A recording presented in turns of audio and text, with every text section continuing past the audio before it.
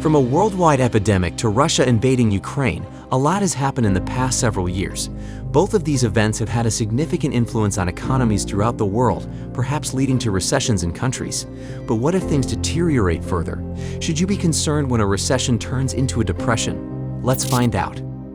These are exceptional times in history, since modern economies have never had to deal with a worldwide epidemic, war, and supply chain issues all at once. The actions made at this time in human history are unknown, as is the influence they will have on the future. However, we do know that, as a result of recent events, economies have slowed and inflation has risen. These variables, together with rising unemployment, bankruptcies, and declining consumer spending, are major indicators that an economy is on the verge of a recession. But what exactly does this mean, and are recessions such a bad thing? A recession is defined as a slowing or shrinkage of an economy over a period of months. Many economists define a recession as 2 consecutive quarters of negative real GDP growth. Real GDP refers to economic figures that have been adjusted to account for inflation so that they may be compared more accurately to other quarters of economic activity. This provides a more detailed picture of how the economy is performing and whether we are on the verge of a financial crisis. However, it is critical to remember that recessions are a natural element of economic progress. If you've ever bought stocks or watched the stock market, you know that there are going to be highs and lows throughout time. Almost all economists believe that recessions are a natural element of an economy's extended cycle of organic growth. Economies will continue to expand until something causes them to slow down or shrink. There are several reasons why this may occur, including war, pandemics, or the collapse of a financial bubble, such as the housing market in the United States in 2007. Rising interest rates are another important indicator of whether or not an economy is headed for a recession. It may appear logical that if high interest rates cause an economy to stall, banks and governments should simply keep interest rates as low as possible, but this is not the case. Interest rates have recently risen, and for good cause. Increasing interest rates is an effective approach to reduce or reverse inflation.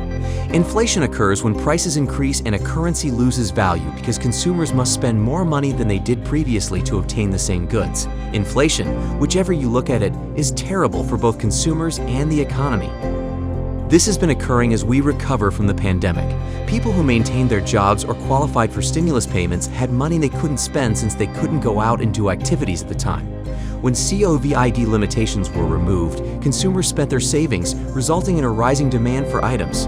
Unfortunately, the volume of items produced was reduced due to factory closures and supply chain issues induced by the epidemic. As a result, prices for daily items such as food and gadgets have skyrocketed.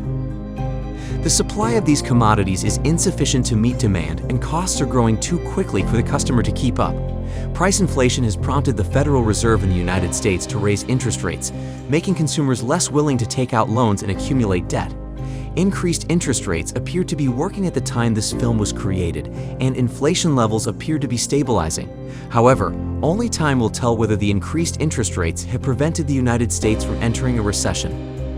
Many countries throughout the world are dealing with the same issue and have adopted precautionary steps to avoid a recession. But what if the worst-case scenario occurs?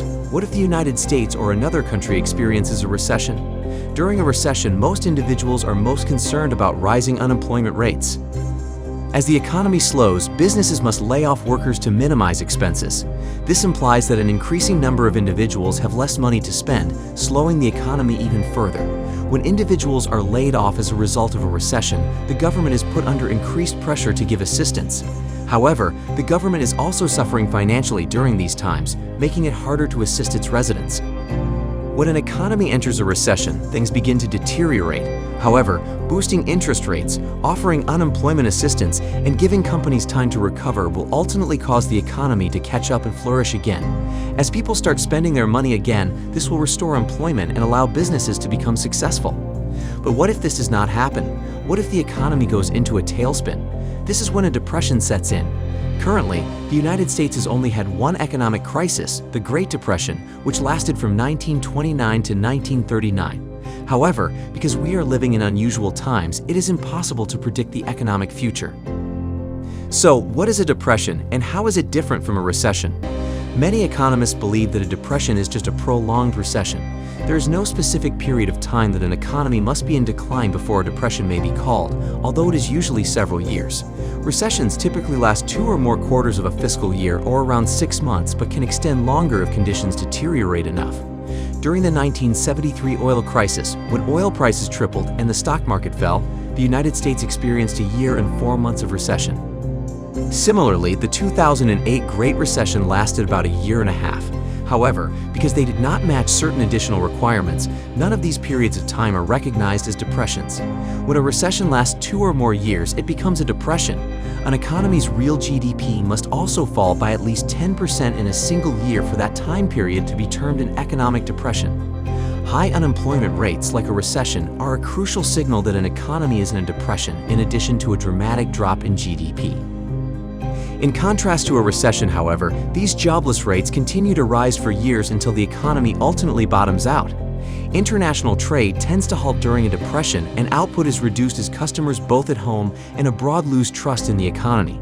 The simplest approach to comprehend an economic slump is to look at the only one that has ever occurred.